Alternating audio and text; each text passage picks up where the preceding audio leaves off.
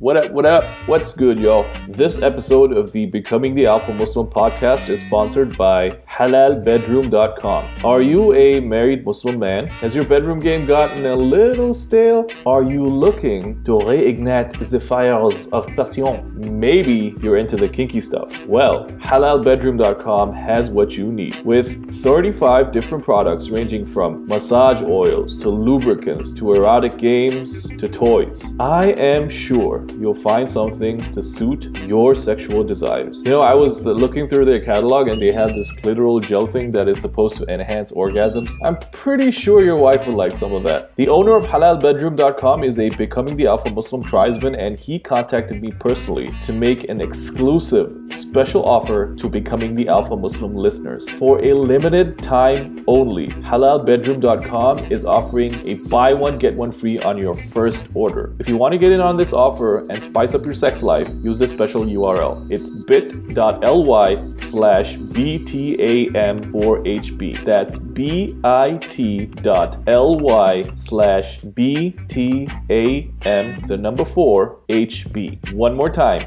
bit.ly/BTAM4HB. Now, on with our episode.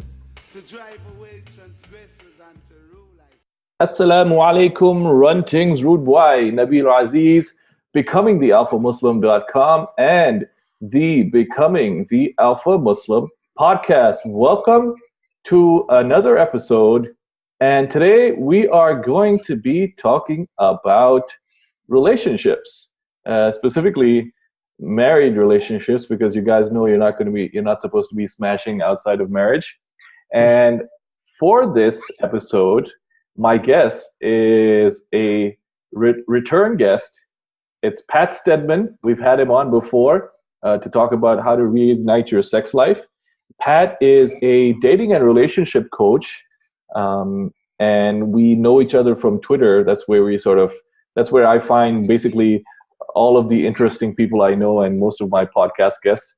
You can find him on patstedman.com and also on Twitter.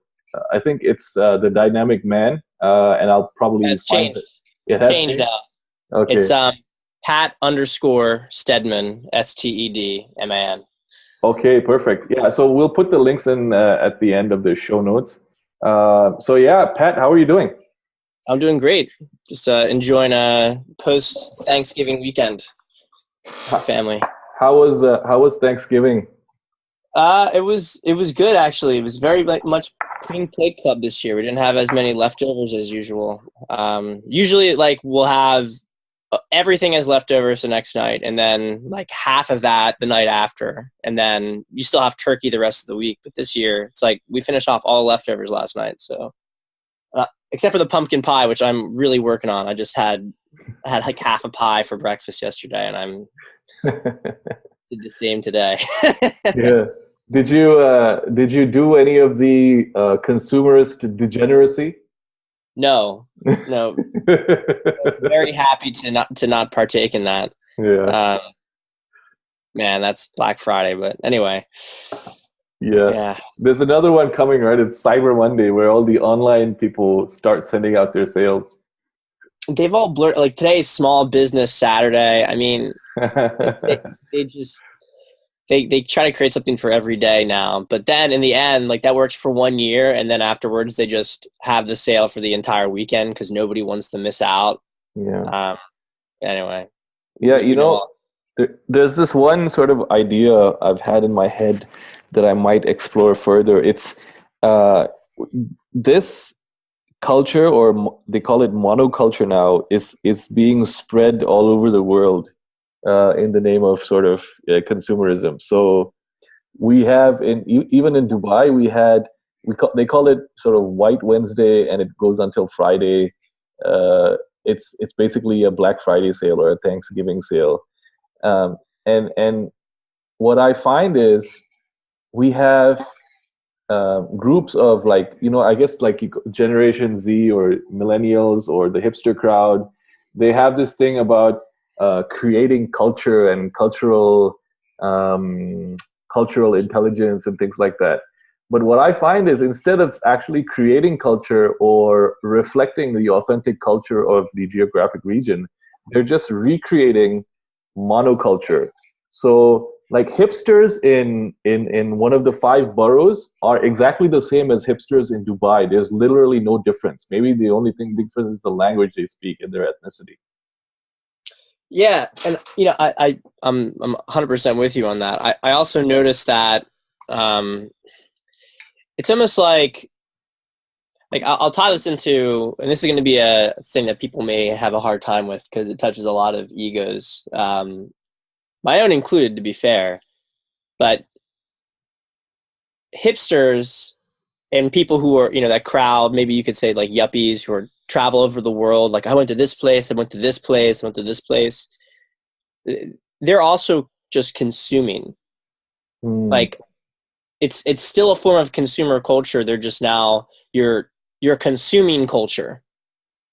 And there's a major problem. I actually think that, it's totally off topic for the podcast, but I think one of the reasons why the West is in such cognitive dissonance is that, well, they've completely destroyed their own culture. They legitimately consumed it, right?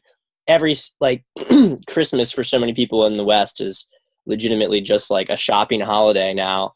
And they're looking for more and more things to consume, which I think is part of the push globally. And I think also, to a degree, one of the reasons why there's a huge demand on the left for immigration. I think that they kind of see immigrants as bringing more real culture for consumption. Because I live in New York City and I talk to people there, and they're always about like, oh, it's like authentic. Like they just came from this other country. It's like, where things haven't been soiled by us. Like, they don't say that, but that's exactly what they are saying.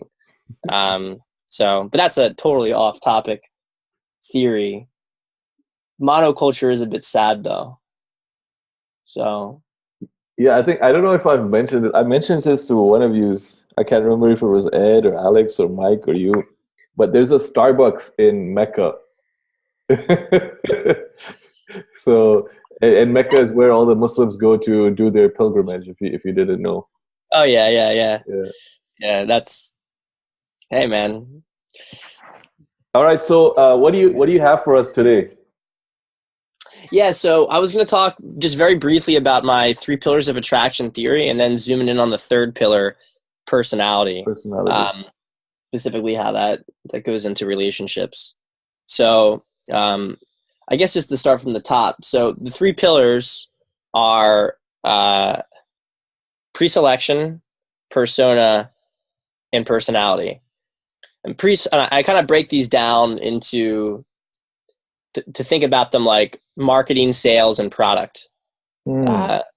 Although, of course, it's not like even though it does go in that trajectory more or less when you're building attraction, it's like the process is constantly being recreated over and over again. It's like when it comes to attraction, you have to think of it not just as like, making the sale, so to speak, but as constantly remaking the sale over and over again. So, but they kind of broadly function like that. So pre-selection, your marketing campaign, so to speak, would be, as a guy in particular, your status, tied into that, perhaps your wealth, fame, and your looks. I think status and looks are the 2 that are really key there, because the other ones, wealth and fame kind of fall within status, or part of like a cluster. But yeah, that's the stuff that gets you noticed in a group. How everybody else is responding to you. Are they looking at you like you're somebody who's powerful? Are you a good looking guy that's going to catch eyes? So that's how you get attention from girls at first. Your next thing is your sales, and that's your persona. I tend to think persona, you have sort of like structural persona, like your structural saleability, and that's your masculinity. And then you have on a more, so that's like your strategy, or your persona strategy. And then on a tactical level, you sort of have like game and the various things you'll do within a situation. Finally, you have your product, and your product is your personality, who you are. Personality is interesting in the sense that like it has I believe that you have a more or less fixed personality, but it has layers of, it can be healthy or unhealthy. And so part of improving your product is, one, understanding what you have to offer, like fundamentally, and then, maximizing your potential, right? And the more you maximize your potential, the better your product is. So, yeah, that's the basic overview there. I found that guys who tend to have like great relationships or great dating lives are strong in two of those pillars and okay in one of them. So their personality is usually one of the two that's going to be good. And then people can kind of get away with like a good, like, it's like in business, like if you can either have a really good marketing campaign and a good product, you can have a really good sales force and a good product, and you're going to make, continued sales, right? But, you can get away with having only one of those two things if you have a good product. Obviously, if you have all three firing on all cylinders, then you're killing it. But that's a tall order for a lot of people. Yeah, okay, that's the business analogy was quite good. That makes quite a lot of sense. I sort of, just as you were talking, this sort of popped into my head from, if you look at it from like maybe a social studies angle, because if we talk about pre-selection, persona, and personality, the terminology might be something foreign to people who are unfamiliar with sort of manosphere speak. So I was thinking maybe if you could think of pre-selection as sort of environmental factors that determines what kind of male is attractive, and then behavioral factors, so how that male acts towards the opposite sex that attracts the female, and then the third would be psychological factors. So once he has achieved attraction from her, whether she maintains that attraction based on the I guess the psychology and the relationship dynamics between them. Yeah, I mean that's extremely well put. I don't think I could have said it better myself. When I think about, yeah, I mean, the only thing I might add there is that psychological attraction can happen pretty early on in meeting somebody too. It tends to go deeper, so maybe the full power of it doesn't come till later, whereas like masculinity and femininity kind of peaks early on. But you can get a whiff of there being psychological attraction with someone from the moment you meet them. Even it just takes time for you to understand the layers of that. So, but yeah, it's really that was a really good description of it. And also, if I'm understanding it correctly, pre-selection and persona get you up until the point of closing the deal, so starting the relationship, and then personality is what helps it endure. Is that right? Yeah, that is right. One thing for guys, I always use them as a punching bag, but they're so useful to explain the problems with guys, with the problems some guys make or create when they try to improve with women. So like pickup artists, for instance, that is a community that is heavily predicated on persona, specifically the tactical aspects of persona, which is even more tenuous. Some of them are a little bit more sophisticated, and they understand the importance of pre-selection too. So they'll try to do things, but everything there is very tactical. Like, how do you make yourself look really popular in the moment? How do you, make yourself stand out looks wise in the moment? How do you, so everything's very tactically oriented.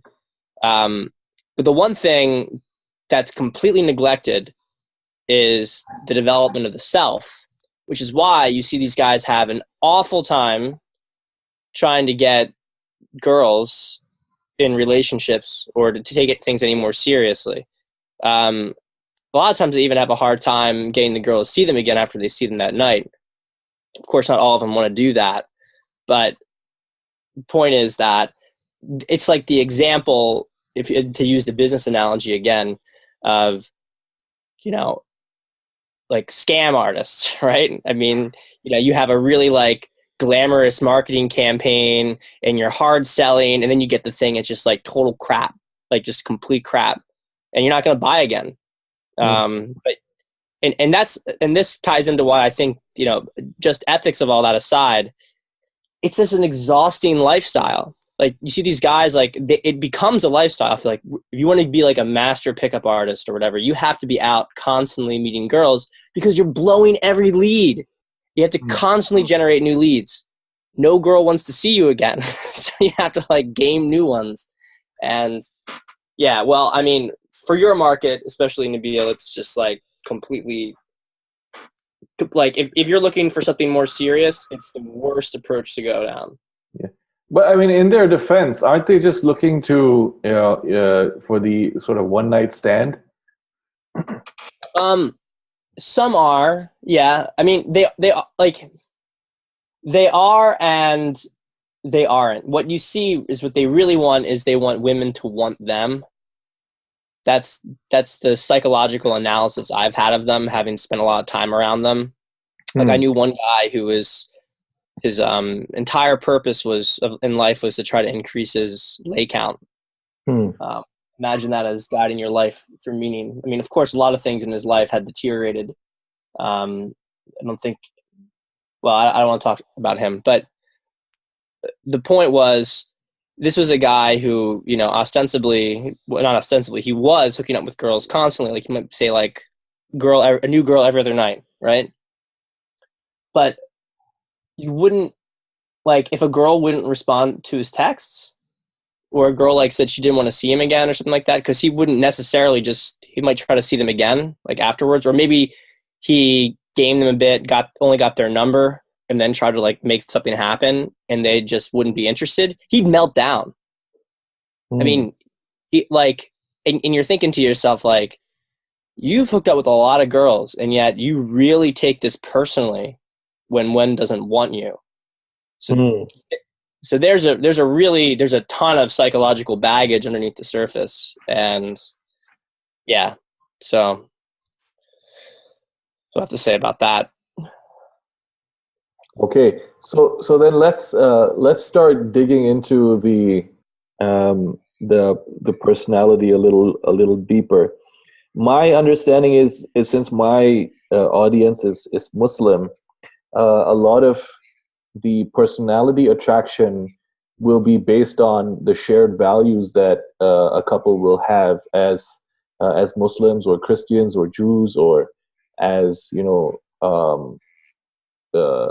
other kins if they identify as animals. Or other kin.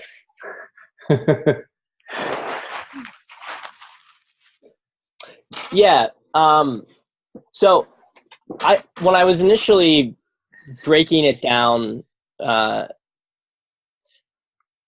there's sort of two dimensions of personality. You have on one hand your overall level of psychological growth. I've used MBTI system for this Myers-Briggs personality indicator because I found it to be useful heuristic. I know people give it a lot of crap. I get that. I think it needs a lot of work, to be honest. I think that Artful is up to that task, and I think he's going to change a lot of minds with his analysis of things. I see a lot of promise in it. Regardless of, though, I mean, I use it because there's nothing else that's even, like, this stuff can be too flimsy if you don't have a framework to build it on. But I'll try to avoid it for the sake of confusing people, because people aren't going to understand typology and whatnot. Yeah.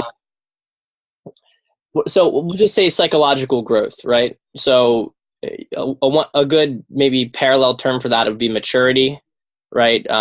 Balance, wisdom in your personality, you can kind of tell when like somebody might be a lot like you, but like at a younger age, right? So that's often we might say you guys could have the same personality type, but you're at a different level of integration within that type. So you're sort of stuck in one corner of it and it's unbalanced.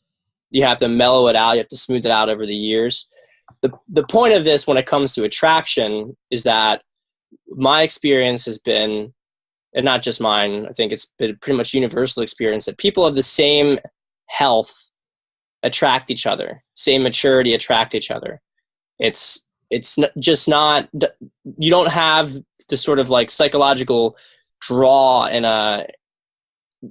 unless there is, you guys are kind of on the same level, which is why, like, if a guy gets heavily abused by a girl, the first thing to say is like, okay, cool. So what brought you, like, why were you attracted to her, right? What brought you into the relationship with her? Because it's not to say that you can't get fooled, once or twice, but especially if there's like a pattern or like, and like, let's say, and then the bad thing happened and you didn't leave, right? And then you kept getting abused over and over again. Like, you're complicit in that.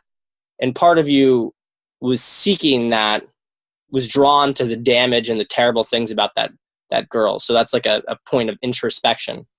So there's never, it may seem like piss off some guys who want to act victimized and whatnot, but it's never just the girl's fault in a bad relationship. There's always a way that you were drawn to her and you were complicit and things getting bad. So that's the integration standpoint, right? So the more that you grow yourself, the more healthy people you are going to attract in turn.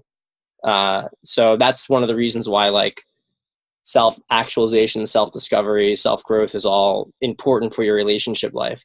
The second aspect, though, to jump off of what you were saying, it's kind of like, it's divided between, I guess you could say, chemistry and compatibility.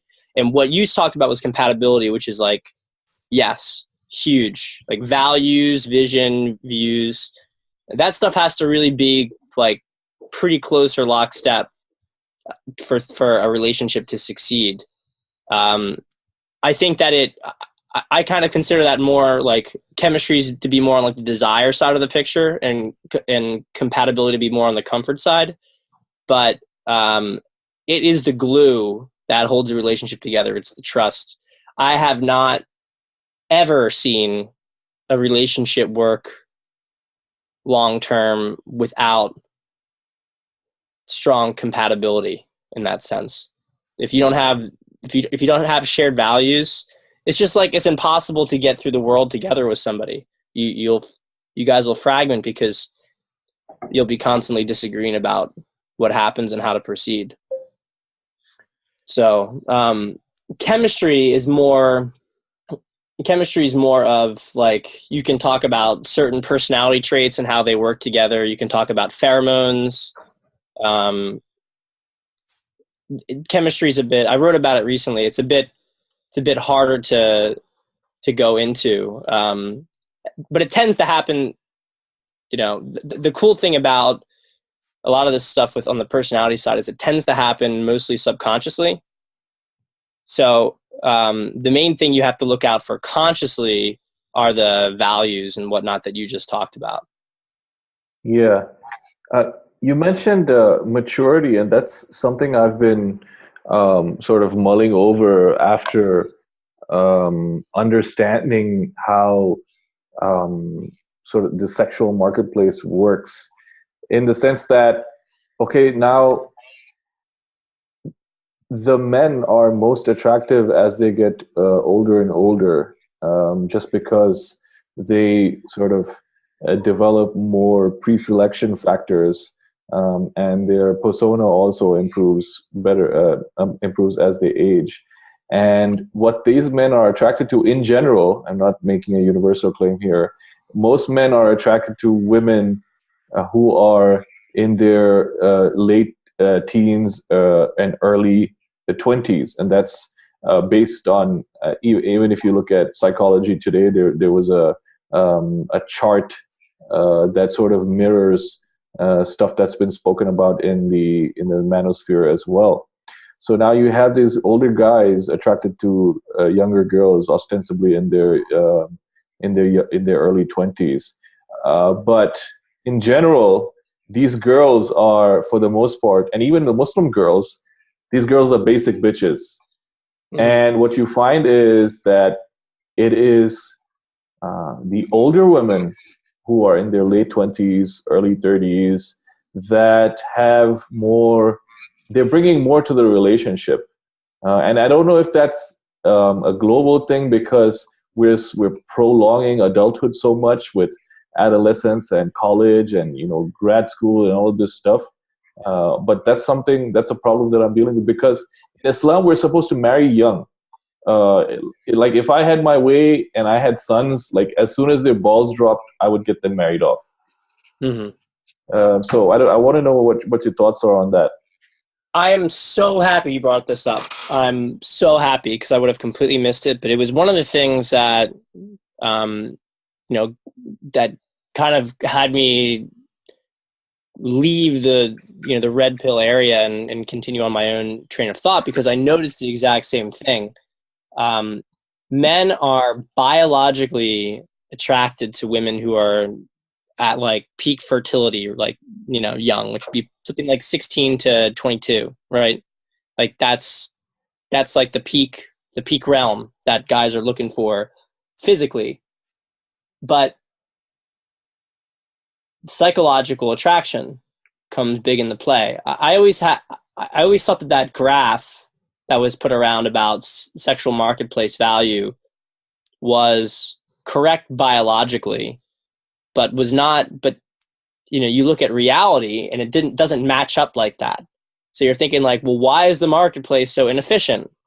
The marketplace is so inefficient because there's actually two marketplaces going on, and men and women want to be with people who are of the same level of psychological growth as them.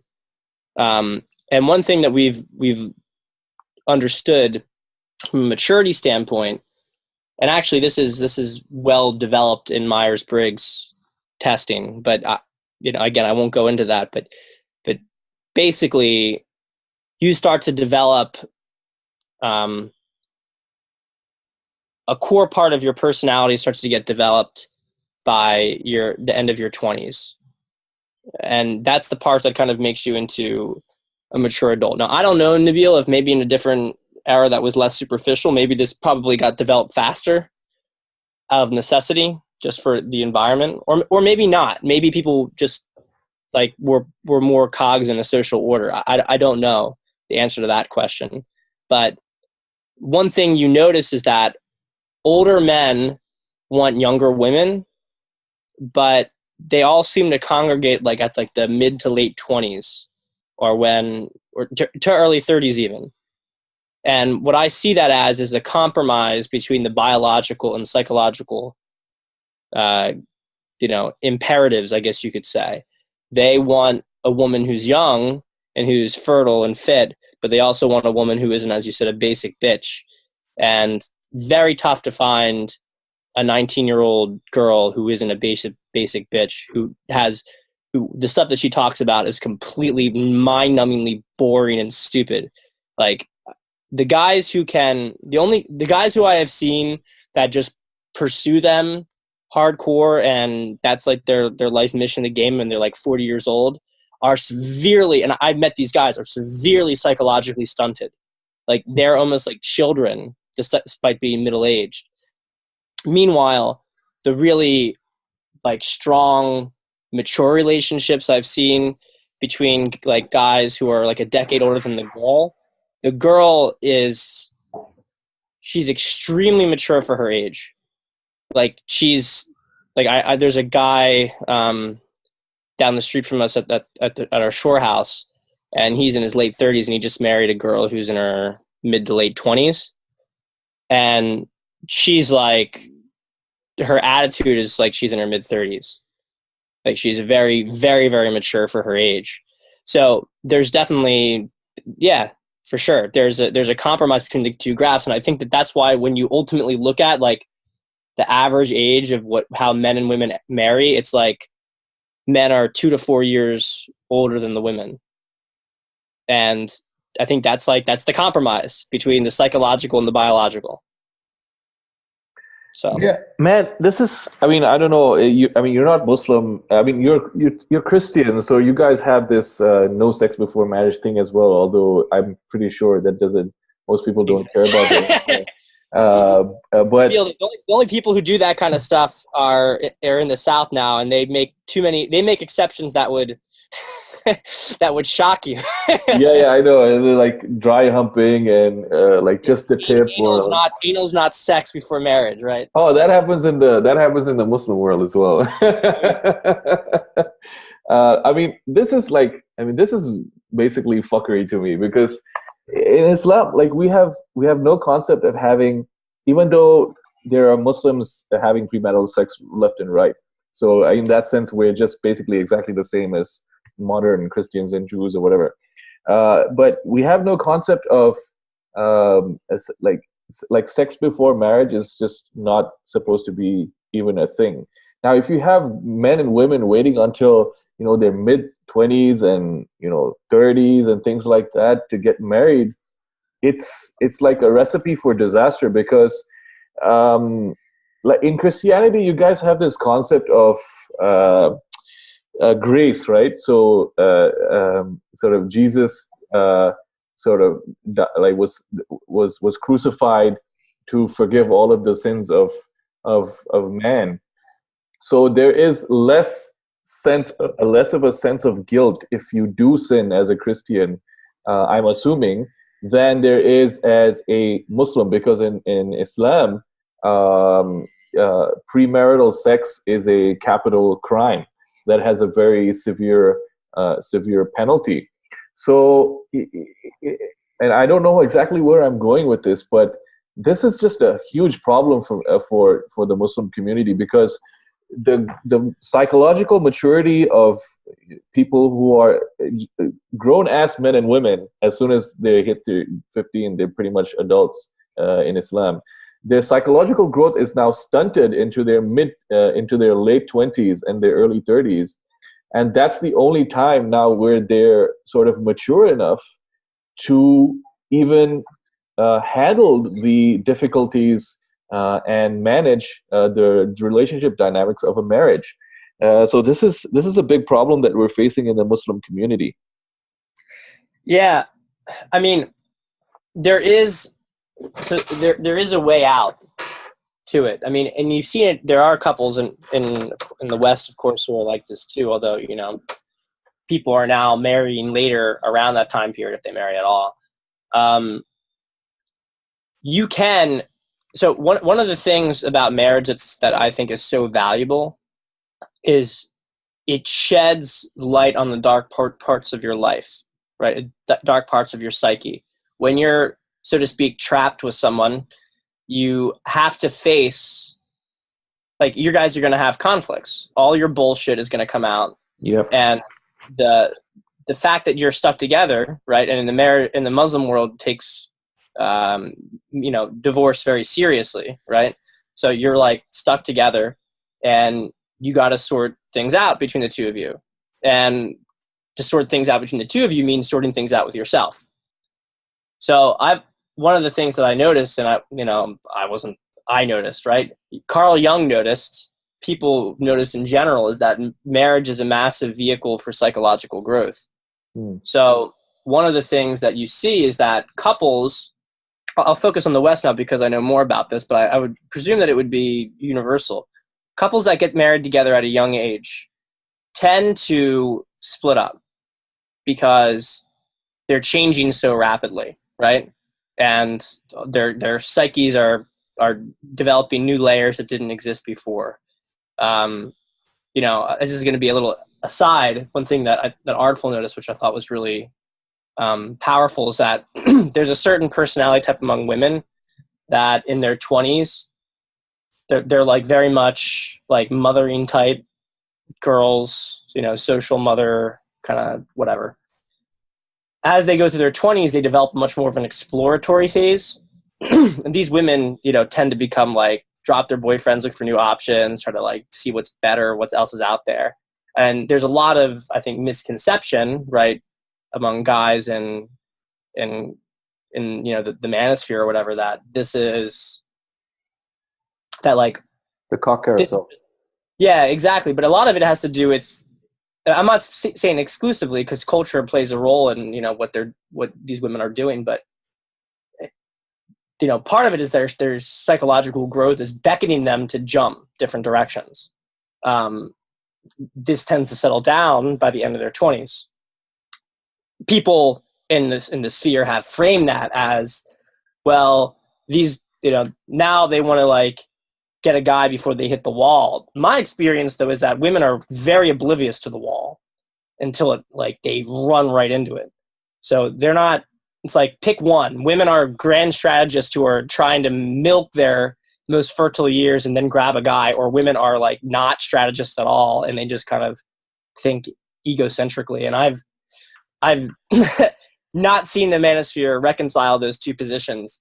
Women seem to be, grand deceivers who are doing everything for themselves, and also not thinkers who don't take these stuff into consideration. So anyway, that's an aside.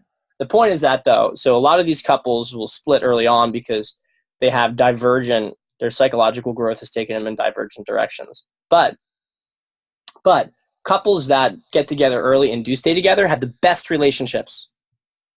Without question, the best relationships. It's like if they can get through their 30s,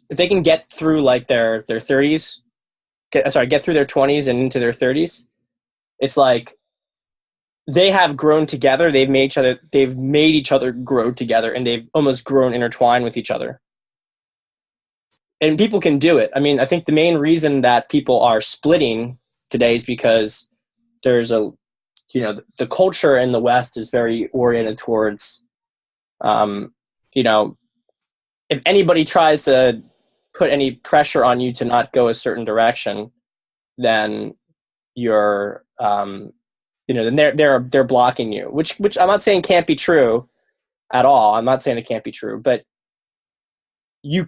people miss the avenues of trying to grow with somebody, and how that can also help take you to a new domain. I think that made sense, right? Did it make sense?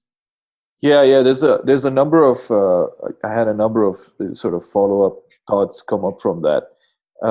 So the first thing that if we go backwards, so I think the reason why there is so much splitting up is because of the nature of feminism and feminist thought, and the nature of the Western tradition of individualism in general, where in the Western tradition, the individual is the smallest unit of society, whereas probably in the Eastern tradition, the family is the smallest unit of society. So you have that juxtaposition there, and I believe the faith traditions in general will sort of match that dichotomy.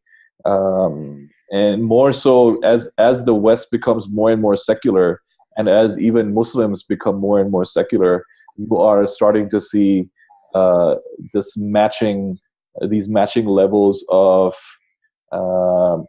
divorce rates and splitting up and things like that, because now the concern is what's best for me as opposed to what's best for society. And you mentioned about marriage and a long-term relationship being a vehicle for personal growth. So we have in the prophetic traditions, Prophet Muhammad said, peace be upon him, he said, marriage is 50% of your religion, in the sense that it doesn't, getting married is not like you got now 50% of your credit on the test, but 50% of your religion, in the sense that marriage accounts for so much of your spiritual growth and your exercise of many of the religious commandments that are within Islam. So I think in that sense, we're completely matching, or in complete agreement here with what I guess Western psychologists have said. Yeah, I mean, psychologists, what is it? Psychologists or scientists in general are simply discovering what people already knew. Just maybe, And I saw this. One of my Facebook friends made this statement. He said, "Psychology is just godless spirituality," which I thought was quite profound. Yeah. Yeah, I mean, I think it can become a vehicle to go back, but depends on the psychological tradition. Like, we've gotten some crap for it, but Carl Jung, for instance, was very tapped into the world beyond. Like, he didn't.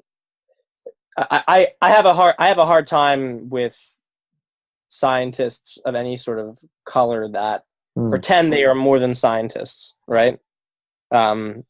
As we've talked about, before the call, I have an issue with any science masquerading that's a contradictory term. I was gonna say masquerading clandestinely, but that doesn't really work, does it? Science masquerading as ideology, I guess. Yeah, I guess so. Even though they maybe try to hide it, but that's basically what they are. Yeah, I mean, the thing is, when it comes to marriage or when it comes to something like a very, very serious relationship, is that when you're with somebody, you have to. It's like a mirror is held up to you, and you can't run from it. And social structures around divorce can force you not to be able to run from it. But I also kind of think that the idea that like our lust, our desire for somebody acts as like a strong force that helps us to grow. So in this sense, it's sort of almost like our base instincts become higher purposed. The fact that we want somebody, that we desire somebody, that we want their body, whatever. So we're bound to them, right? By our biological lust. But that, because we're biologically bound to them, our psyche gets forced to deal with things that it otherwise would have avoided. And I think that's a beautiful thing. I really think it's a beautiful thing. And I think it's one of the reasons why people assign such high value to, why culture assigns such high value to love, because there's so many different layers to love, what it does, the role it has in life, that to diminish love is to diminish life. It's to diminish the purpose of life. It's meaning right there. I'm going to lose all my street cred after this podcast, because I have a reputation now in the Muslim, in the online Muslim space, as this like terrible misogynist. And just this podcast is going to lose all my street cred. Hey, Nabeel, tell us a bit about your marriage. I want to hear about it. I want to hear about you and your wife. How did you guys meet? What are some ways that you two have helped to grow each other? Well, I mean, our marriage was semi-arranged. So when I was just after I was a late bloomer. I got started in life quite late. So I graduated college much later than most people and started working much later than most. When I did start looking for a wife, I was trying to do it the Islamic way. So what you do is basically you just use your network of friends and colleagues and acquaintances to find if there are suitable women. Went through a few, and then finally through a friend I was introduced to my wife. We met a couple of times with her chaperone. Because in Islam, when you're sort of negotiating a marriage, you want to have a male guardian present so that nothing untoward can happen. So we met a couple of times, and then I decided, okay, let's get married. So from that point, we were engaged, and then from the engagement until the marriage ceremony was about 2 to 3 months. And during that time, we only basically spoke on the phone And then I think we met a couple of times, but then besides that, there was no interaction until sort of the wedding day. And then we've been married now. Let's say what are we? We're 2017, so we've been married 7 years now, and with 3 daughters to show for it. I think in my situation, I was quite. I mean, I didn't really start adulting until after I got married, and even then, it took me quite a long time to acclimatize to sort of being a responsible husband and things like that. I think it was only after my first daughter was born that I really sort of started taking things seriously, because up until that point I was generally just sort of living for myself, and then my wife was along for the ride. I wondered about that too. I don't have any kids yet. Next 2 years, probably that will start to happen. Live in New York City, so just trying to get all the financials worked out to make sure that we're not, got everything long-term planned out. But it's from everything I've heard about guys once they have children, that's when like speaking about psychological growth, like you no longer can accept bullshit from yourself, because your purpose has been transmuted to something far beyond your own, personal desires. It's something I look forward to. This is something I think you might appreciate too. I'm trying to give you back a little bit more of that street cred, Nabeel. One thing that I think is an interesting hypothesis is the idea that one of the reasons why women people talk about female solipsism, etc. One of the reasons why it's so rampant in the West today is because women used to have children at a much younger age, and that took away that egocentricity. They had to orient themselves more towards women were socialized more when they had children, because their focus was taken off of themselves. But without any child to focus on, it became this, enough said, we sort of know what it is. I always thought that was an interesting hypothesis, that like men without children kind of are like man children, and women without children are like, self-absorbed, kind of, just self-destructive, really. There's almost something to be said that like a lot of people, not everybody, for sure, not everybody, but a lot of people seem to not be able to get their shit together until they have kids. Yeah, and I think in your case, I would, I think one of the reasons why sort of Western countries are so stunted in terms of their populations is because of this idea that like you need to be able to pay for a kid 100% almost before you even think of having a kid. You need to have that money squared away somehow. I remember Lloyd, Business and Bullets, sort of breaking down the math on Mark Baxter's podcast. And, while it did make sense from a material perspective, you're never ready to have a child. You're never ready even to get married. I wasn't ready to get married. I didn't have all of the finances in order. I wasn't ready to have kids. Sort of my career and my sort of financial situation wasn't, at the level where it needed to be. But we have this, one of our religious beliefs in Islam is that sort of each person, or each individual comes with their sustenance or their provision. So for you to get married, you're not actually losing any money. Your wife comes with her sustenance. So as you get married, God will provide for you what you need to maintain your family. And the same as you have kids. In my case, and this is a story I tell over and over again, is that every time my wife got pregnant, I got a raise or some sort of financial increase in my situation, and sort of without fail. So now my sort of career upward mobility strategy is to just have more kids. Well, the only thing I'll say, because I think, you are right about that. And I think it shows that I am under a little bit of cognitive dissonance myself on that topic. Although in Muslim culture, don't they often give you a raise when you have a child? Isn't that like a common practice? No, I don't. I've never heard of that actually. I used to work in a sort of multinational corporation, so I don't think they really cared whether you had kids or not. That's definitely not there. That's good. That's interesting, though.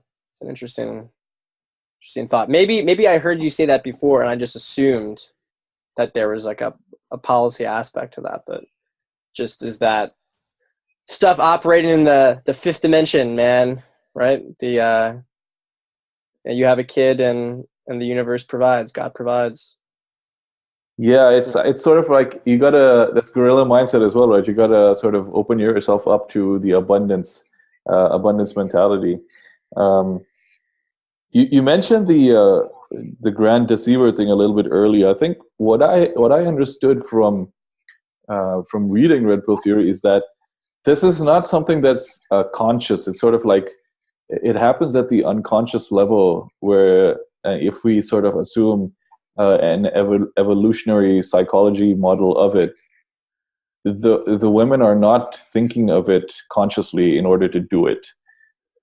They're just naturally able to be sort of Machiavellian strategists, which is quite gangster if you think about it.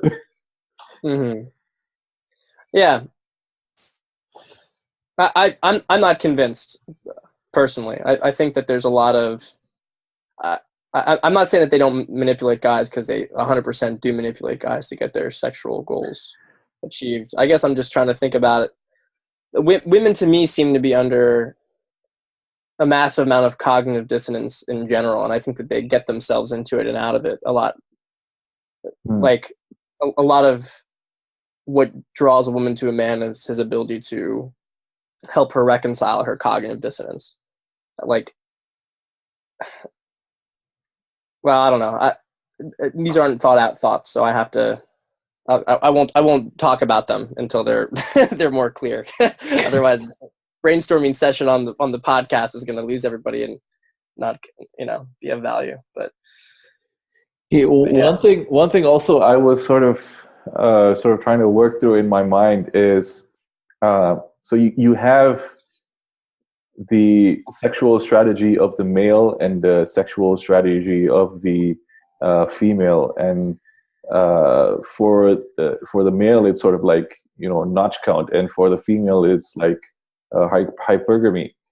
And then if I was sort of thinking about it from the lens of Islam, and then Islam has a cost of doing business for fulfilling your sexual strategy. So the man is allowed at a sort of religious level to marry more than one female, but in exchange for being able to have sexual access to those 4 females, he has to provide for all 4 females. And in the same way, and from the opposite way, a woman who successfully realizes her hypergamy strategy and snags a high value man, the likelihood is that this high value man is going to marry more than one woman. So the cost there for her is that she will have to share her high value man with other females. So there's sort of like a checks and balances thing. So now what can happen is, now you don't have all of the females going after like 20% of the men. You're going to have a much more normal distribution of married relationships between sort of every point of the sexual market scale. Yeah, I mean, the system has a lot to be said for it. I think it's a very rational system. And I think the way that you put it, like the cost of doing business, that's a really brilliant way to put it. You know, if we're looking from a biological perspective, it's probably the best system in the world today. Sociological, you can have more questionable aspects, because one thing that you know, when you have deselected men who don't have mating prospects, they tend to become more aggressive, and so there is the other undercurrent. You guys, of course, deal with crime in a very direct way, so that can be stamped out to some degree. But yeah, I mean, I think that I think that every guy in the West at one point has thought like, hey, maybe it's a little bit better, right? maybe this will be a little bit more what I'm looking for. It's always a good thing to hold over my wife's head. I've heard that the argument. So now in polygynous societies, you get all of the women consolidating on a few high value men, and you have all the low value men now are sexually frustrated with no access to females. But I don't think that necessarily is the case with Muslim societies, because one, we're cut off. We have a hard cap at 4, and 2, we have to be able to provide food, shelter, clothing, time, attention, and all of those things to these women at more or less equal amounts between the 4. So every single additional wife you take exponentially increases your, linearly increases your sort of time and financial investment. So the number of men who will realistically take additional wives is very, very low. So it still leaves the pool open for the sort of lower value men to get access to females. So I think it's sort of like it's like a fun sort of straw man argument to have, because like you said, the Muslim system looks very good, so they gotta sort of figure out a way to say, yeah, but this is why it's bad, because now look at the polygynous society. They have no access to females, so that's why they all turn into terrorists. Well, I mean, mathematically, there is going to be men who are not going to get options, right? I mean, it may not be, people may exaggerate it, but there is going to be a solid, maybe it's only 5% differential, but there is going to be a subset of men. I mean, I think from a cultural standpoint, and I hope I'm not trying to step on any toes here. I'm just speaking from what I understand it. Yeah. I mean, Islamic culture was more of a militaristic culture, and it was maybe the wrong term to use again, but like a crusading culture in the sense that it was a proselytizing culture. And there was a sort of cultural benefit as well to say that, well, you had a couple of men who there's not as many women for you guys, so you guys got to push onward and spread the faith, and there'll be women over there for you. And so I think you just have to look at for the culture. I think it works very well. And one of the things when I was studying Islam, I thought it was fascinating the degree to which Muhammad reformed things in the Hijaz region, where men used to have 8 to 10 wives and were not treating them very, very well necessarily, and how he structured society, I think, in a very, I think it works. Yeah, I think it definitely works. And I think that, based on how it was created, and also coming from Arab culture, right, which was more tribal, that it made sense, right? The externalities that some people might say, that you have maybe 5 to 10% of men who are missing wives, that's actually, that had positive feedback things, because it pressed men to want to continue to spread the faith onward. So that would be my I think that's a good point. But it's possible, even if we didn't have polygyny, that still would be the case, and I'm sure it's certainly the case in non-Muslim cultures where they don't have polygyny in general, because there's always going to be that little the ones and twos are never going to get are never going to get married, you know? Like, it doesn't matter if it's a guy or a girl, like the ones and twos, like, are nobody's type. So there's always going to be that bottom end of the bell curve, sort of the dregs of society that have no prospects whatsoever. Yeah, that's definitely true, and shame for those guys.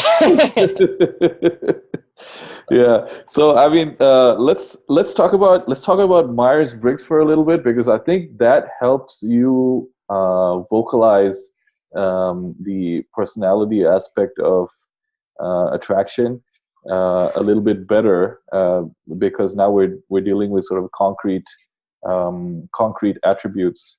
Maybe that'll help you express the personality a little bit better. And then let's sort of move on a little bit to how men can develop their personality to become more attractive. Okay, cool. So I'm not gonna go too deep because it'd be very easy to lose the audience, not to mention myself. We'll just talk about the conscious aspect of your personality. So by Myers-Briggs Jungian functions, right, based on Carl Jung, there are 4 functions. Okay, so I'm going to talk about my type. There's 16 different types. Yeah, you can be a type. I'm ENTP. Okay, and there are 8 different functions. Everybody has all 8 functions. 4 of them are subconscious. 4 of them are conscious. The conscious functions are the ones we're going to talk about because those are the ones that are sort of most relevant for your growth. There's sort of more debate about the degree to which you develop your subconscious functions. It's not really worth talking about for our purposes. But your primary function is the one that your ego is predicated upon. So in my case, my primary function is extroverted intuition. So extroverted intuition is it's like all about looking around the world for possibilities, patterns, trying to connect things together. You know, when I talk about on Twitter, like I'm very good at reading subcommunication, a very large part of that is because I'm dominant extroverted intuition. I mean, that's what that is being able to see different patterns. So my second function is the one you have, like judging and perceiving functions. So an ENTP is a perceiving type because its primary function is perceptive in nature. So like if your perceptive functions are intuiting or sensing, right? So my primary one is intuiting. Judging functions are thinking or feeling, right? So a judging type, like Artful's INTJ, his first type is more there's more his first extroverted thing is judging. So okay, see what I mean? This is like complicated, the stuff to go into. So yeah, I think it's it might be easy if we broke it down into sort of the extrovert introvert thing, which everybody understands, and then I think you already did this talking about judging and perceiving. It might be, or maybe what we could do is, so my type is apparently ESTJ assertive. So maybe you could break me down so people can get an idea of what that means, ESTJ assertive. Sure. So ESTJs are known; they're considered to be great manager types, great at running systems and whatnot. So your dominant is extroverted thinking. Extroverted thinking is like it's oriented towards the environment, and it's about making the environment logical. So it's sort of like how do we make things make sense? So there's a clear like environmental organizational characteristic to that. Your auxiliary, so you're dominant in your auxiliary, like your dominance where your ego is invested, and your auxiliary kind of helps your dominant function do things, right? So your auxiliary is introverted sensing, and that's more like remembering things that worked in the past. That's like getting into habits and patterns or not seeing patterns, but having like a pattern of behavior. So like very structured. So you can see just from those two things together, it's like an ESTJ is looking around the environment to how to organize things, and is remembering how to organize, and is remembering like what worked in the past to organize, for whatever, to organize stuff, and to have good habits that allow things to occur. So just like the two main parts, and you develop your auxiliary at a pretty young age. So and ESTJs are always, they're good managers, right? Now, how an ESTJ will evolve over time is they'll develop their tertiary, which would be extroverted intuition, my dominant, right? So an ESTJ that's not very developed is kind of like rigid thinking. They kind of see what's around them and what worked in the past, and that's it. Extroverted intuition helps them to see more possibilities, so they can look beyond what they knew in the past and create maybe systems based on like imagination or seeing possibilities, or becoming a little bit more open-minded, I guess you could say, about stuff. The inferior part of an ESTJ's personality is introverted feeling. And so when we were talking before about people, how they develop throughout their 20s, most of their development in their late teens to late 20s is their tertiary development. So for you, it would be that extroverted intuition. Inferior is the one that is the hardest to develop. Not everybody, in fact, you can even make the case that many people don't develop their inferior. And the reason is because the inferior is actively suppressed by the ego. So if your ego is extroverted thinking, which is like the logical organization of the world, and like, this makes sense, this makes sense, this makes sense, this doesn't make sense. Introverted feeling is like, it's like how things make you feel, and your values, etc. It's like the soft side. So like ESTJs often can seem like they don't feel anything, but then stuff will happen, and then you could see like a massive amount of emotion come out, right? Well, that's sort of like lack of awareness of emotion, that's or like active suppressing of it, which kind of can make them sometimes angry, right? That's like a disconnect to their feeling center. So an ESTJ, to become completely integrated, so to speak, would be to not have his logical, this makes sense, this doesn't make sense aspect of their ego suppress the, well, this feels right, this is the right thing to do, like emotionally or like morally, or just like to care about other people, to take like empathy into consideration when it comes to others. So the cool thing is that a type, when every type integrates, they become part of the type, because the aspects of them that made them stand out become more muted. And so that's how did that work? That seemed kind of accurate.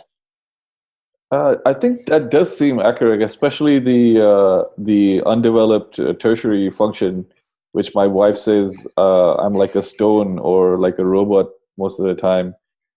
So if I'm understanding you correctly, the way I would develop my personality to become more attractive would be to work on this tertiary function of inferior function of being more empathetic, and sort of having a much more a constructive or productive way to channel emotion.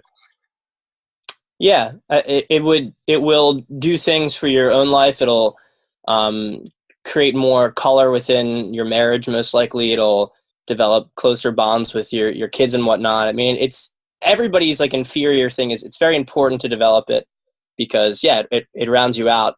You don't realize. I mean, I don't have introverted feeling in my conscious function stack, but from what I understand about it, it's like the difference between, like, it just adds a whole new layer of life to you. Like Artful's in the process right now of developing his tertiary is introverted feeling, and it's like he says it just feels like he's a completely different person as it comes out more and more. Yeah, it will make you feel more connected to people in the world, for sure. How do you go about developing your inferior type? Well, the first thing is awareness of what your of the degree to which you suppress it. Let's put it that way.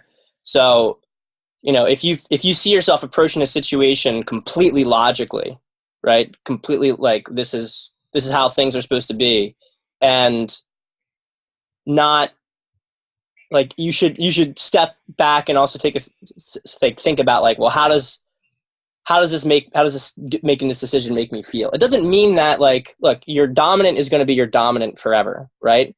But it can be tempered a little bit, and that tempering it is going to endear more people towards you. It's going to make you, feel more for the world around you. You just have to think more about what what would make you feel good versus what would be logical. Does that make any sense? Yeah, so you would go by you would, I guess, maybe listen to your gut a little bit more. Yeah, I would say that. I mean, your knee-jerk reaction is going to be to make decisions based on the logical orientation of environment. It might be helpful to slow down a bit and try to, when making those decisions, and say like, is there anything I'm missing? Like, how is this going to impact? Like, how does this decision make me feel? How is it going to make how is it going to affect the people I care about? Just stuff like that, and checking in. I mean, introverted feeling is very more self-oriented, so I don't know if I'm giving, I don't consider myself an MBTI like master for a reason. Introverted feeling is a thing that I'm not completely familiar with. It's very like value-oriented. My wife has introverted feeling, and it's very much like, it's just like a deep well of emotion. It's not like extroverted feeling like me. Like I'm very like attuned to how people around me feel in the moment, and I feel how they feel in the moment. Introverted feeling is more like this is part of who I am on a very deep level. This is what I care about on a very deep level. This person matters to me. And so like, I don't want something bad to happen to them. It's less about how they feel. It's about self-orientation about them. You understand what I'm trying to say with it? I guess. Okay. So it's like it is your compassion, your compassion and mercy manifest for the people in your life that you care about, and it's a conscious effort to try to bring that more to the forefront. Yeah, introverted feelers. It's like it's very deep. It's a very powerful kind of emotion. But ESTJs, and they have it. You have it. You have it towards your wife, but I bet you don't think about it a lot. So it's one of those things to open up a bit. And it's interesting because, like, be careful, Nabeel. It's gonna be very uncomfortable for you. I'm telling you, man. Alpha Muslim is gonna be having a little bit of a because you're gonna feel yourself as it develops. You'll feel yourself getting softer. Yeah. So beta cuck then.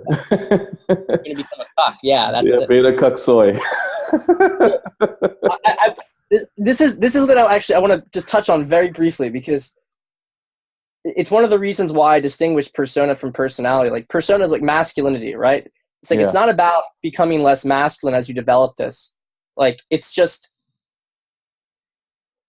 almost like more masculine to act as, to be the man, to be the leader of the family, but to be leading with those emotions being part of the consideration.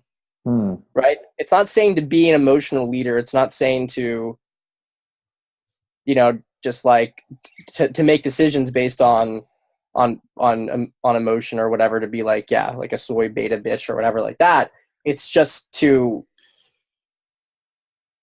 like it's like the difference between, I'll do this kind of analogy. It's like the difference between a leader who, when he sends his men in the battle, they're just kind of like units on the field and it's whatever. And the one who like feels some of that, like feels a deep connection to the soldiers. And when they, die, it hurts a little bit. It hurts, right? But he does it anyway, because it's like, it's oriented on a deeper level. But there's a deeper connection to the world with it. There's ESTJs can often seem cold, just like hyperlogical managers, because they don't have this, but it makes them into much softer figures. And I think it makes them into transcending managers type to more leadership type stuff, because then they start to really feel, feeling's important for that kind of stuff. It's important. So like, to give you a comparison, so you're a judging type, I'm a perceiving type. My inferior is introverted sensing, which is your auxiliary. But the point is that like my dominant is all about looking at possibilities in the world, patterns. So I'm very like, I like spontaneity. I don't like structure. I like to just kind of do things on the fly. I'm good at adapting in the moment as a result. But so those are positive things maybe, but the downside is that I'm not organized. I don't have, it's very easy for me to procrastinate and not get stuff done I'm supposed to get done. I don't have, it's hard for me to get habits and routines in place, which can make me less efficient. So developing my inferior is understanding like to resist the impulse to just, be impulsive, right? Or like to seek whatever my attention or interest goes after sometimes, and to suppress that for the higher purpose of saying like, no, you need to structure yourself right now, and you need to follow this, organize your environment, organize your life. So it's difficult, and I probably won't get it completely sorted till, well, it could take me another decade. I'm just getting on the task now.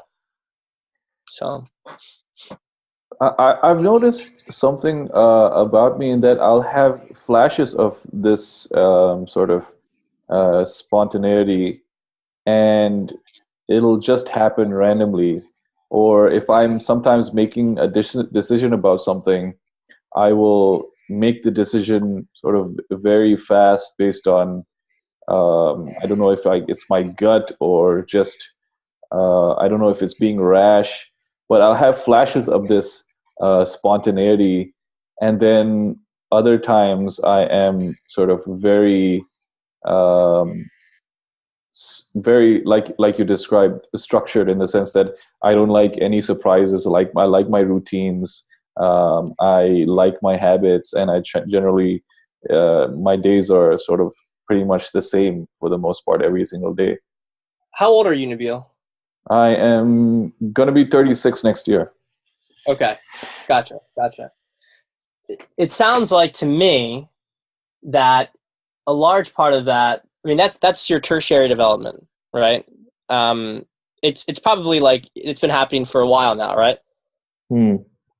Is that, when Yeah, did I that mean, start? The I spontaneity. I don't know how long it's been happening, but I've always had this sort of side to me where I can be very, very rash, and I do things without considering all of the sort of possible repercussions of the action.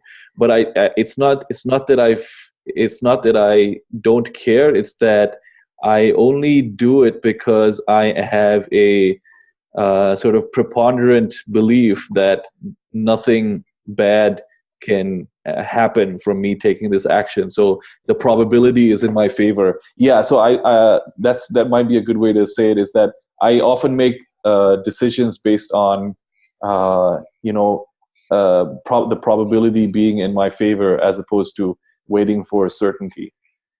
Right.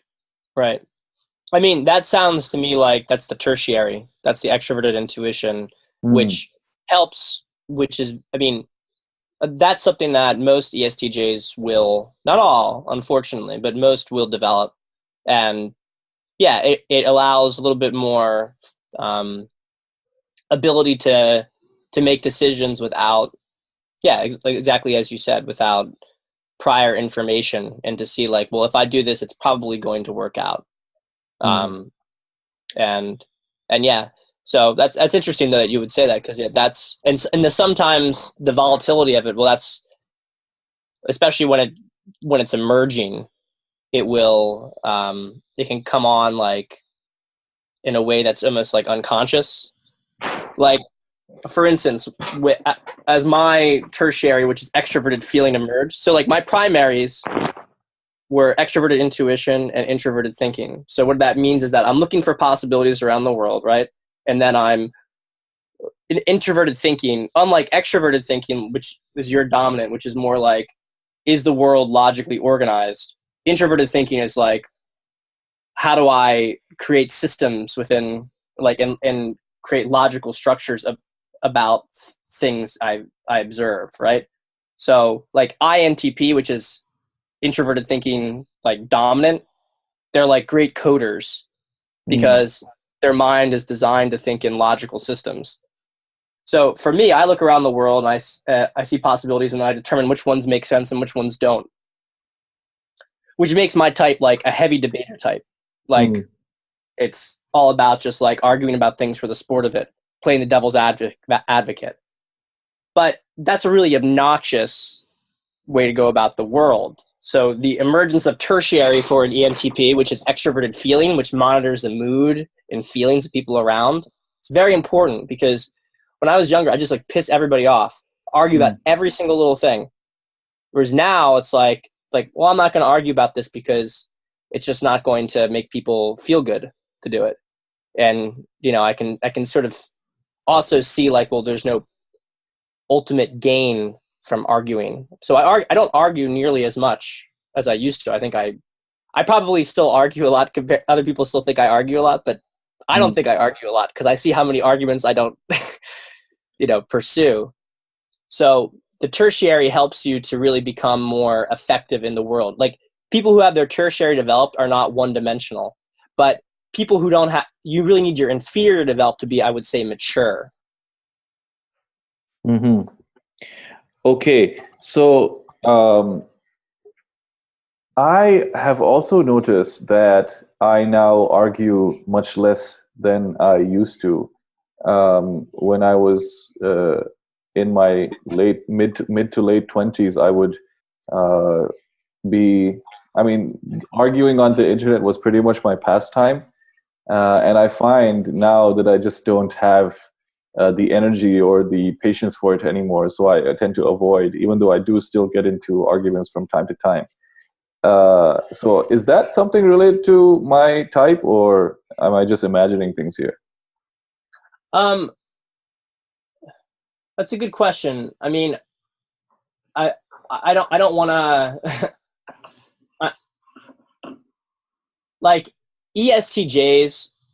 I wouldn't say that they're not argumentative in the same sense as ENTPs, which ENTPs like are sport arguers. Okay. Like, we argue for no purpose. We just do it because it entertains us. Okay, so it's just for you. It's just the argument is the goal. In my case, I would argue because I strongly believed in the position I was arguing for, and I wanted to not necessarily convince people, because you can't really convince anyone, but to defeat the object of my debate. Correct. You saw how things were supposed to be structured, and you were arguing to get that thing put in place. Now, perhaps you're arguing less now for two reasons, from a type dynamic standpoint. One could be that maybe because you see other possibilities, you're a little bit less certain that what you saw as logical is the only way. So part of it could be that, well, maybe they're right about this. Maybe there's another way. So you're maybe a little bit more open-minded. The other possibility is that with the development of an inferior, that there's more of like an emotional consciousness with it. I don't know. You'd have to tell me which of those two, or the combination of the two of them have made that more relevant. I don't know. What do you think? I think it's mostly because I have sort of become less dogmatic about my sort of beliefs, in the sense that I'm more happy to let people be instead of trying to correct them all the time. That's tertiary development then. Yeah. Yeah. That's the NE coming out. Okay. So that means I'm sort of on the path to becoming a mature person. All I have to do now is, according to you, becoming the integrated Muslim. Yeah. So tell me, how has your understanding of your type, and MBTI in general, and your wife's type, how has that affected your relationship, in the sense that now that what have you identified in terms of your relationship dynamics as being a part of your type, and how are you sort of working to improve that? Because in your sort of discussion of that, I think a lot of other couples might be able to find ways to improve their own relationships. Yeah, well,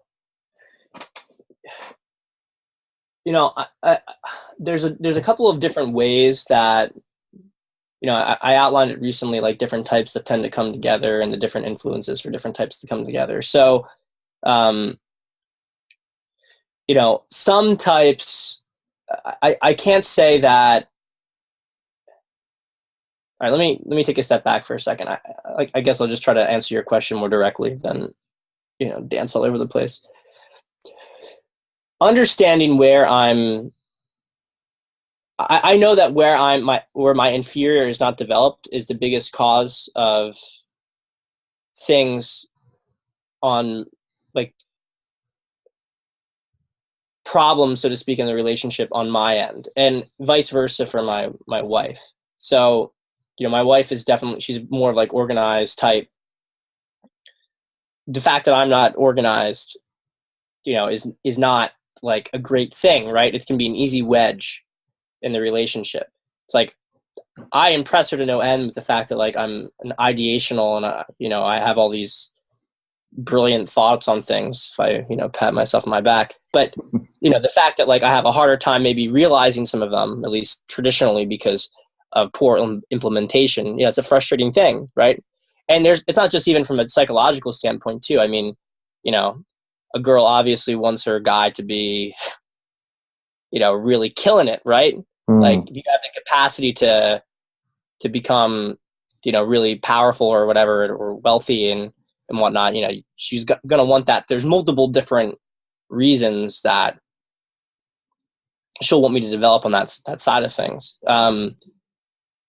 The inverse thing for my wife it has to do with feeling, right? Feeling development. She's actually ESTJ, so I'm very familiar with your type. It's her feeling development is coming out more and more. We got together because we were both, I think, I was in the midst of my tertiary development with, like,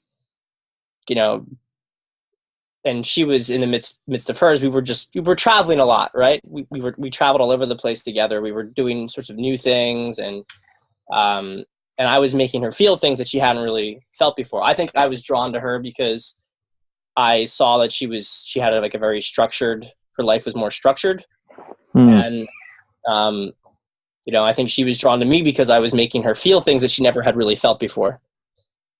And, she is like, introverted feeling is a very fascinating thing, because it's like, when it's not, like, with her, like, sometimes it's doesn't show up, and I'm kind of just like it's unappealing to not have that, right? Like, I want more of that from her. And then when it comes out, it's just like, it is like the most deep, powerful love that I've felt from someone. So it's kind of like, I'm bringing that out in her, and she's bringing, like, her, just even like her presence helps to structure me. It helps my mind to become more organized.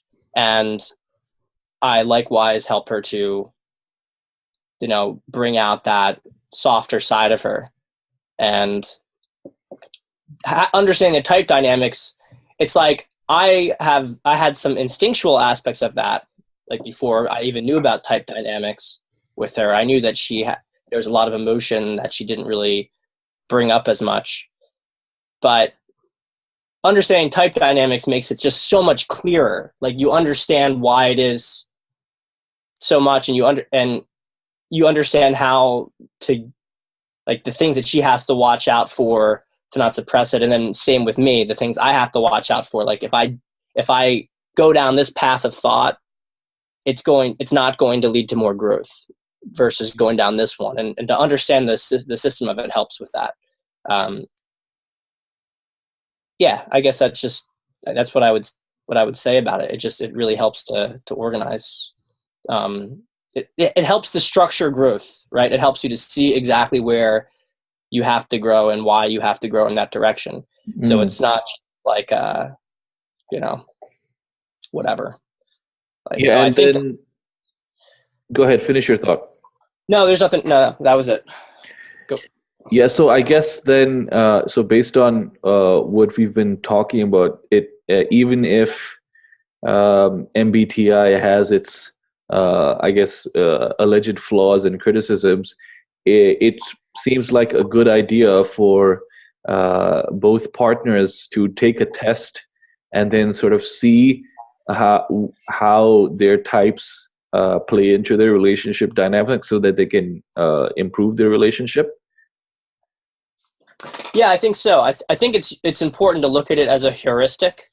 We've been looking at some work by this one guy, Dario Nardi.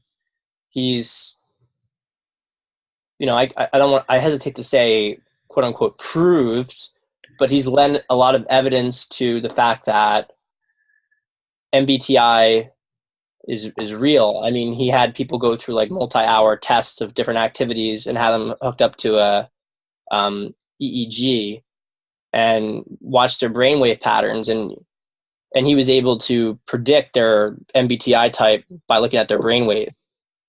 I mean, with an 80% accuracy rate, which is pretty good. So there's definitely credibility to the system. A lot of it has to do with how the brain activates certain regions, like what regions of the brain, it's not necessarily regions of the brain, because what brains have like these like super highways, I guess you could say. Yeah. And it's like there'll be a circuit from like, it'll go this region, this region, this region.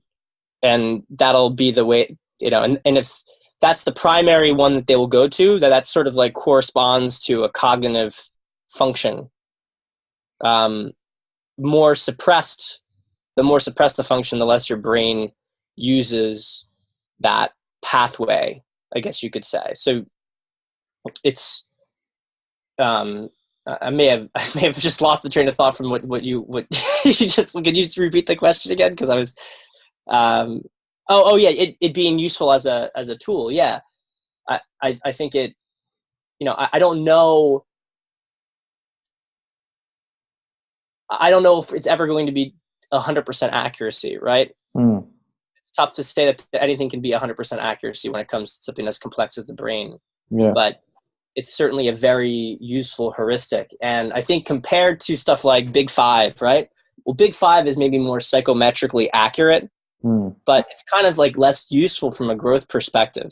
Like, you don't, and also it doesn't predict the fact that, like, the coolest thing to me about MBTI, and it's a major problem with MBTI, is that most sites don't talk about this. It's like, it's very surface level, so it's easy to disregard. But the most interesting thing about MBTI is that it predicts your growth trajectory and how you're going to grow.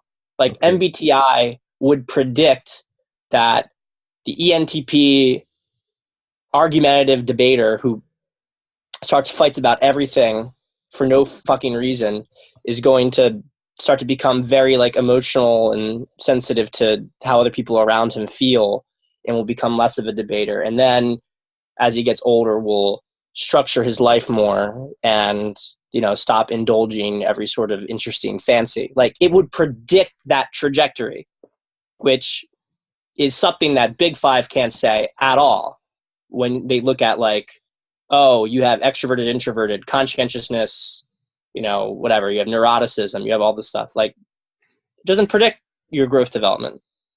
So, yeah, it's useful. It's very useful.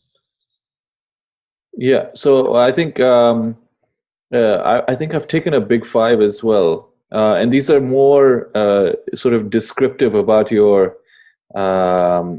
actions. Isn't that so? Yeah, exactly. There's Artful had a way of putting it that I don't know how to do it, but it basically, it just says, here's what you do, and it doesn't provide any sort of bigger utility to it. Like, okay, you can work on becoming more conscientious, and that's not and it's not to say that's not a bad thing, but it doesn't explain. It just doesn't explain your personality as a whole more, and you don't get the why of the sort of the Big Five as opposed to the why in MBTI. Yeah, exactly. I mean, MBTI also predicts why I have terrible motor skills and why I bump into stuff all the time, because I'm very not. My type is very isolated from their body. So, like, the gym, it's a very important thing for me, because that helps me. Like, for my type, the gym helps me to develop my personality, because it grounds me more in my body and less in my mind and spontaneity and everything like that. It's very much like you become. There's more structure through the routine of going to the gym and whatnot, and so, yeah, it's interesting stuff. December 1st, Artful site's going to come out, and a lot of questions are going to be answered. I've seen some snippets of it. The material is just like, it's phenomenal. So I'm really looking forward to it, because I may be above average with understanding this stuff, but it's not like I have more questions than answer. They were talking the other day, I think just yesterday, about facial characteristics corresponding to type. I don't know if they mean facial expressions, in which I can totally see type in that, or facial structure, which is going to be like, man, if you guys can prove that, like, that's some crazy shit right there. But physiognomy. Right. Yeah, that's the thing. Physiognomy is like a thing. People sometimes used to study it back in the day, but I guess it's fallen out of favor. People still do it. One time when I was in college, this chick read my face, but I think it was just like sort of fortune telling, where they'll just keep talking until they find your micro expressions reacting to what they're saying, and then they'll go down that thread. Right. It could be that. Yeah. I mean, I think we could talk about this for many more hours. Do you have what are you working on right now? Are you working on a book or any kind of service offering for your audience? Yeah, I'm working on my book right now, The Three Pillars of Attraction. First, I'm taking parts of it as I explore it. I'm putting parts of it into the blog. Yeah. But I don't intend for the book to be just like a bunch of blog posts put together. The book is going to be more comprehensive look at it. But the focus now for me is just to finish the personality series. Then I'm going to be exploring some stuff about the relationship between persona and personality. So, like, one interesting thing is that, your personality type just predisposes you towards certain styles of game. Like, you remember the post with Justin Trudeau and Trump about seduction versus dominance. Like, it's like type definitely influences sort of which one you're going to be more geared towards. So there's a whole explorations I want to check out with there, because some personality types make it easier for somebody to be feminine, make it easier for someone to be masculine, make it easier for somebody to be dominant, easier to be seductive. So that's going to be a whole, there's so much material, man, I can go off of, which is great. It sucks to feel like you've run out of things to explore. So I would like to have that book out in spring, and then I'll probably start to focus on actually, making the business, like have like products, and maybe I can create a product around it. But I have too much, I guess you could say, investigation to do before I feel ready to create a product to sell. Yeah. So Yeah. It could be that this is a little bit of imposter syndrome creeping in. I know I'm working on a product right now, and I'm dealing with that, sort of thinking about who the hell am I to start putting out a product on sort of helping other guys. But I guess everybody's got to start somewhere. So I think it's good that you're working on the book. You've already got one book out, right? That's tackling texting. Yeah. It's a nice. If you guys need help with your texting game, like books like $5 on Amazon, tackling texting. It's just really good material. It's completely outlined. You have a small part in the beginning, which is about like the mindset you should have going into texting, which is an underrated but very important part, because people go in thinking about how to text a girl with the wrong way. And then it goes through the entire process, basically from like getting a girl's number to going on a date, controlling for things that might happen along the way. It just shows you a bunch of like cool techniques and ways to, approaches to text well. Really teaches guys my forte, which is subcommunication. Like I break down text interactions in extraordinary depth, so people can see exactly what the girl meant when she said it, what the correct response is based on the interpretation of what she says. So it'll help guys to be able to understand female communication, or communication in general, better. So for $5, I think it's really like a steal. But do you text game your wife? You know what? I can't lie. I don't really do it. It's really it's really stupid. I should do it more. We used to do it all the time, but it's like I guess when you live together, like it became a little less. But my text game was like one of the things that totally attracted her to me. But you publicly shaming me here, Nabeel. I'm gonna have to get on it more. So do you recommend husbands and wives text game each other? I do, and I think it's, I think it creates more sexual tension. Yeah, exactly. I think it's a good thing to do. It's just you have to really, like, when you're meeting somebody and you're interested in them, it's like the interest sort of then funnels into the texting, right? Like, so like you want to text because you're sort of riding like a deeper wave of emotion. Whereas like you almost have to, once you get in an established relationship, like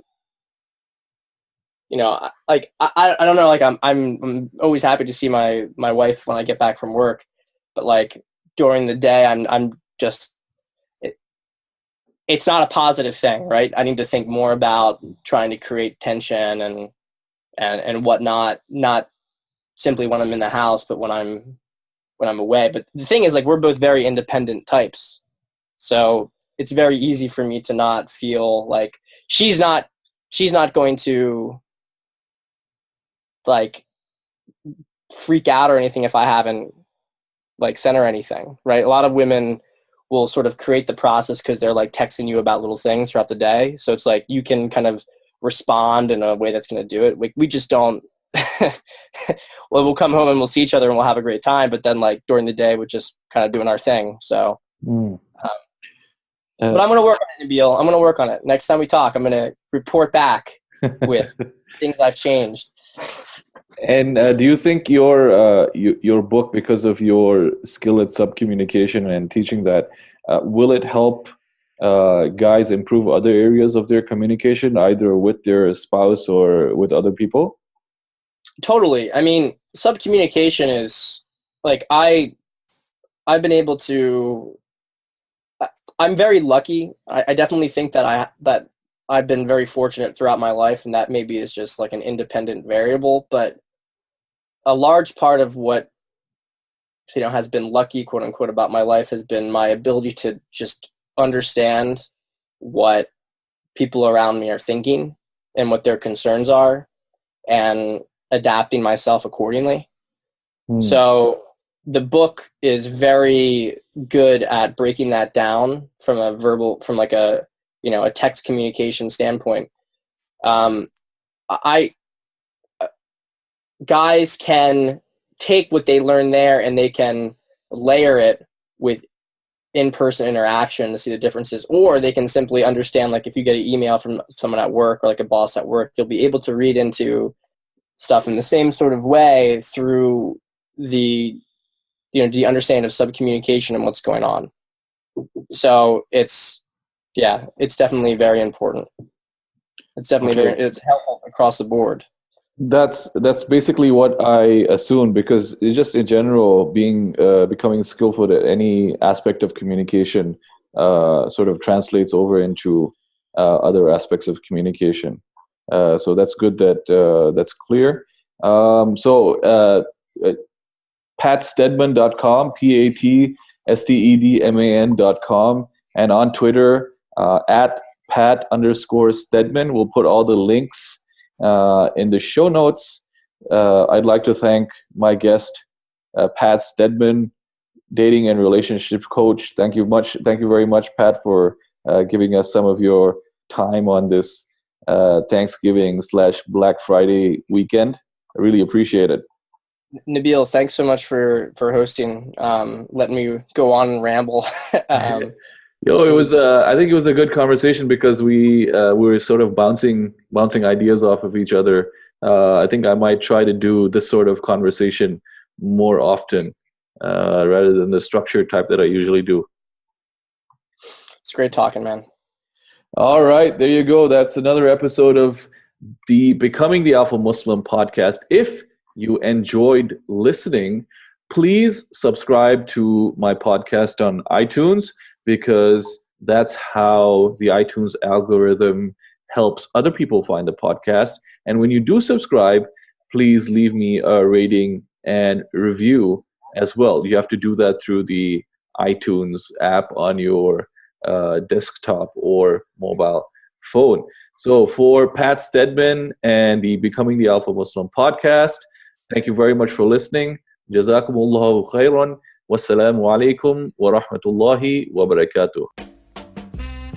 What up? What's good, y'all? This episode of the Becoming the Alpha Muslim podcast is sponsored by halalbedroom.com. Are you a married Muslim man? Has your bedroom game gotten a little stale? Are you looking to reignite the fires of passion? Maybe you're into the kinky stuff. Well, halalbedroom.com has what you need. With 35 different products ranging from massage oils to lubricants to erotic games to toys, I am sure you'll find something to suit your sexual desires. I was looking through their catalog and they had this clitoral gel thing that is supposed to enhance orgasms. I'm pretty sure your wife would like some of that. The owner of halalbedroom.com is a Becoming the Alpha Muslim tribesman, and he contacted me personally to make an exclusive special offer to Becoming the Alpha Muslim listeners. For a limited time only, halalbedroom.com is offering a buy one get one free on your first order. If you want to get in on this offer and spice up your sex life, use this special URL. It's bit.ly/BTAM4HB. That's bit.ly/BTAM, the number 4, HB. One more time, bit.ly/BTAM4HB. Now, on with our episode.